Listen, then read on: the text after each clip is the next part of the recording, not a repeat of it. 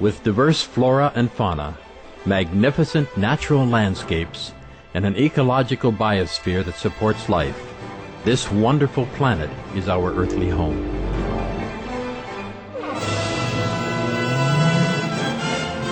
From our animal co-inhabitants to the lush rainforests and life-giving soil, we cherish all these as gifts from the Creator.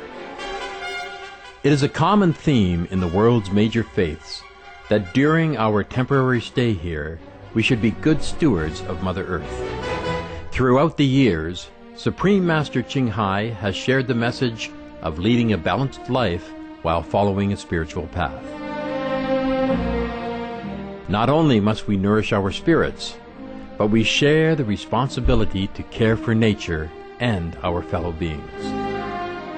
In light of recent scientific evidences which pinpoint the raising of livestock as the #1 contributor to climate change, Supreme Master Ching Hai affirms the important message she has noted for over the past 2 decades. We must be vegetarian, meaning an animal-free diet, and practice sustainable living. Today we present to you part 10 of a 14-part series titled The Secrets of Venus. A discussion by Supreme Master Ching Hai with Supreme Master Television staff concerning the detrimental impacts of a meat diet on human health, the environment, and ultimately the health of our planet as well as other planets.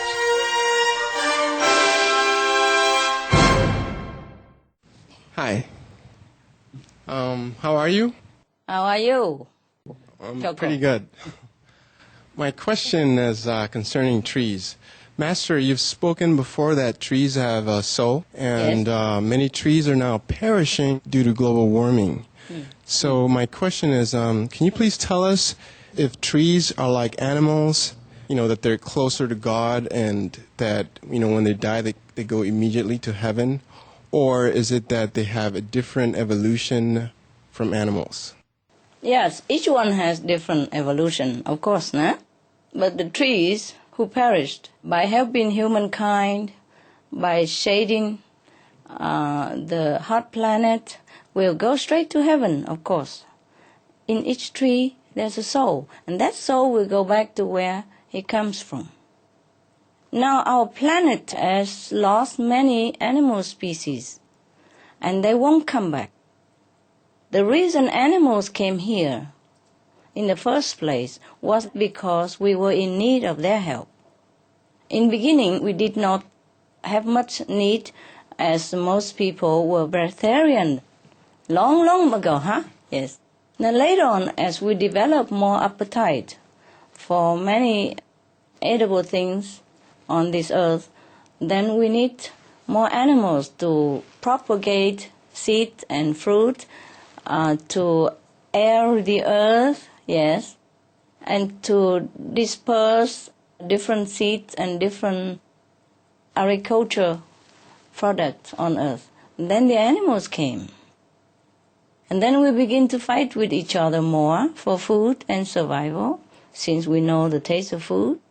And then other animals have to come down also to balance the atmosphere of our planet, because animals bring down love onto this planet.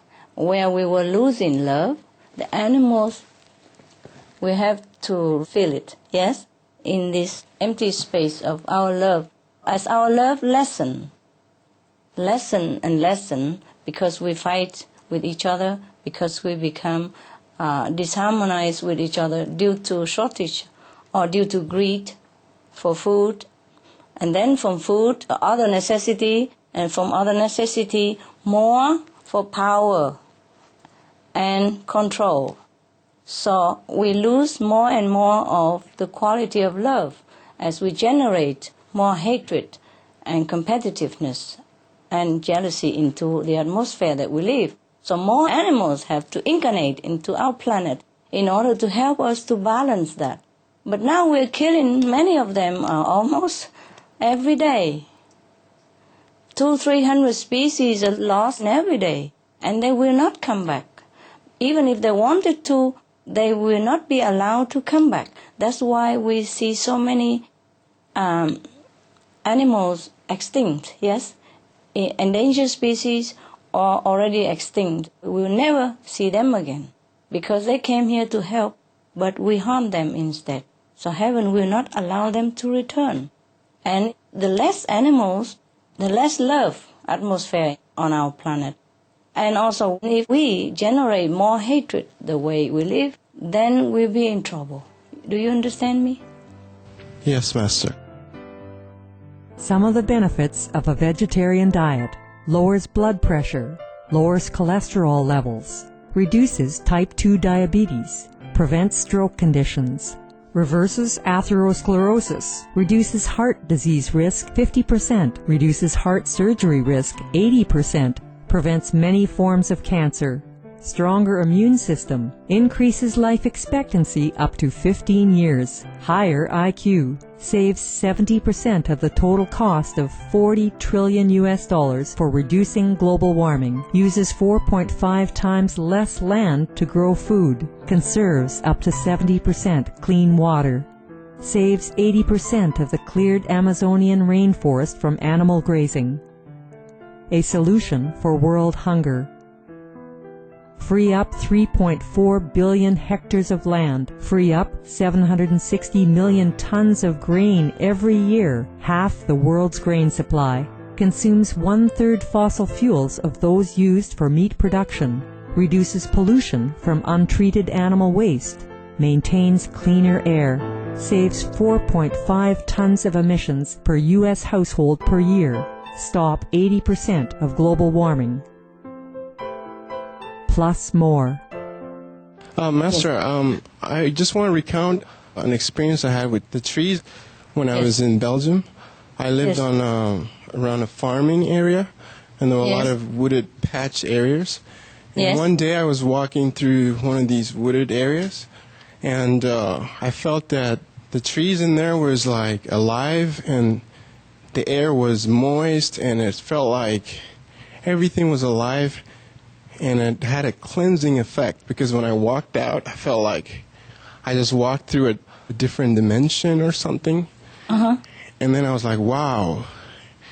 And then I started looking out for more forest to walk in. That's right. Yeah, yes. You did right.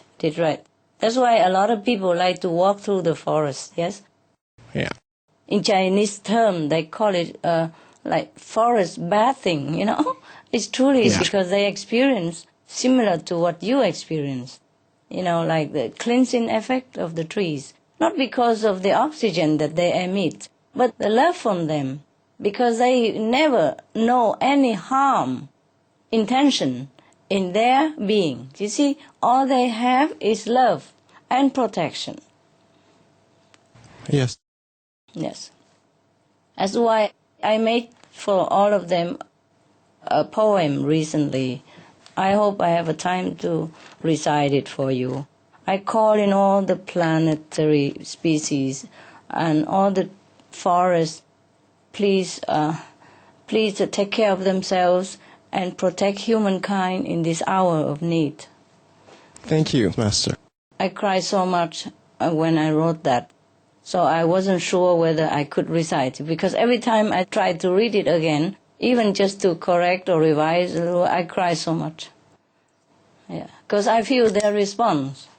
I feel their love and their frustration also for us, yes? Yes. They have just love. That's why you feel good. I'm glad you did. Thank you. Thank you, Master. Welcome. Hi, Master. Yes. Master, regarding meat, cigarettes, and alcohol, they're harmful industries, and they have very powerful lobbies. And so the governments, even though they know that it's not good for their citizens, they allow them to continue selling these products. Yes. And maybe they put taxes, but even then they still allow the continuance of selling these products. What will make the government strong enough to say no to these companies and these products, Master? You people. People will make the government stronger. But the thing is, it's like a cycle. The government has to inform people first. because the government has all these instruments to do so. And the thing is, the government has to inform people first. And if all the people know about it, they will do something. You see, people will request government to do this, and if enough people request it, the government will do it. Because the government is supposed to work for the people. They are voted by the people. They are paid by people. They should be working for people. Long ago, under President Ngô Đình Diệm, before he died, I was very young kid. I saw everywhere there's a slogan saying the government is the people's servant. Do you understand me? So if every government understands this, then we can say something. Because truly governments are the servants of the people. It just nowadays, it doesn't work that way. But the government's supposed to be the servants of the people. They should know they work for the people. They should know that people entrusted them this noble and powerful task. They should do their job. Yes? Yes, I agree. Thank you, Master. You're welcome.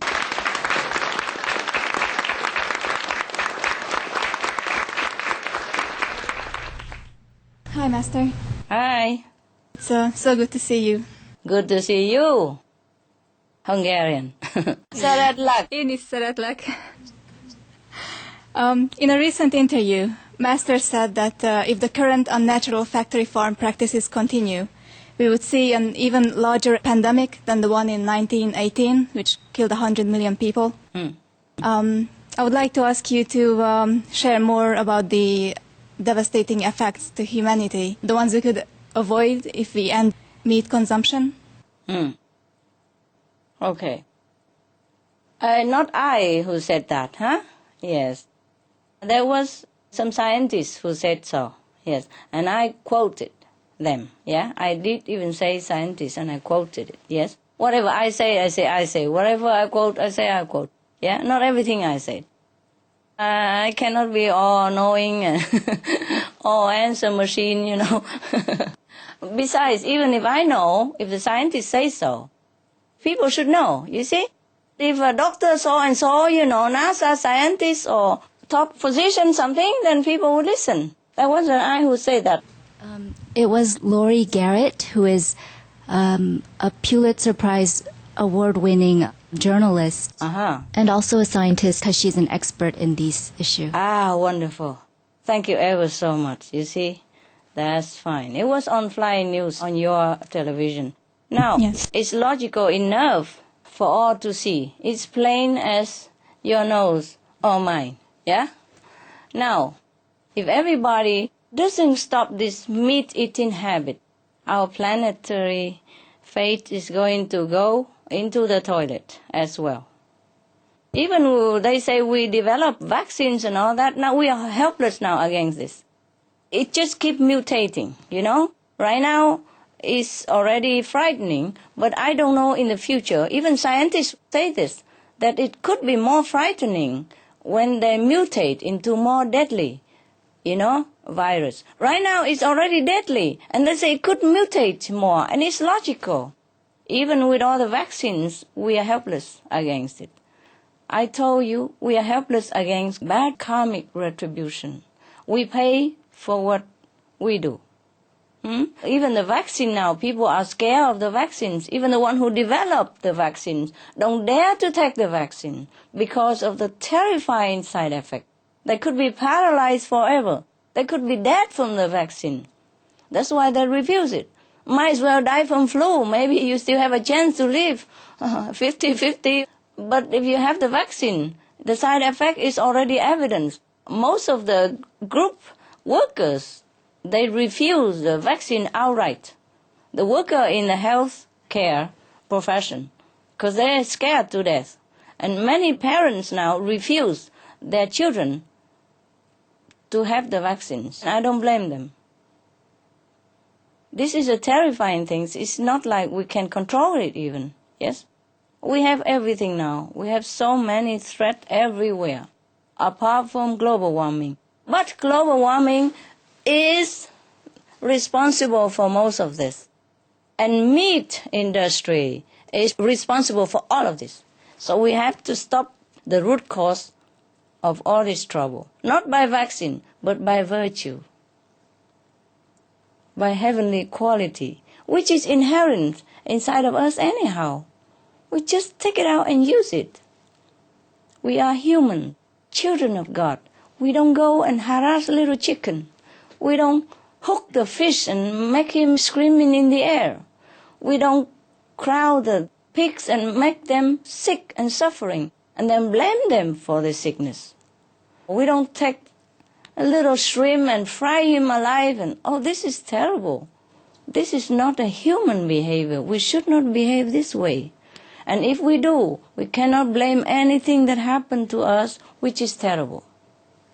All we do is just turn around and live like a human, like a child of God. A child of God is all angelic, all loving, all kind, all protecting to the weak and the small.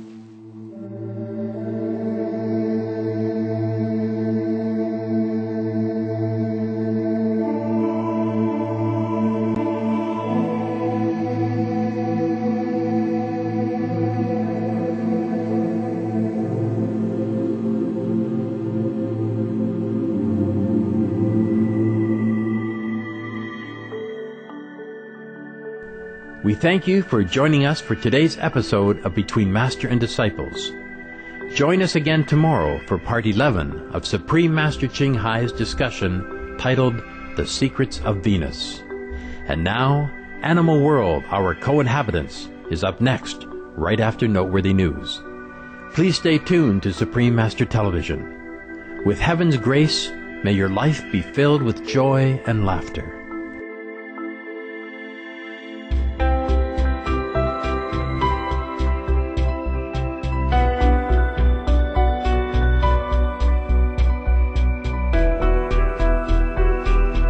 For more details, please visit www.suprememastertv.com/BMD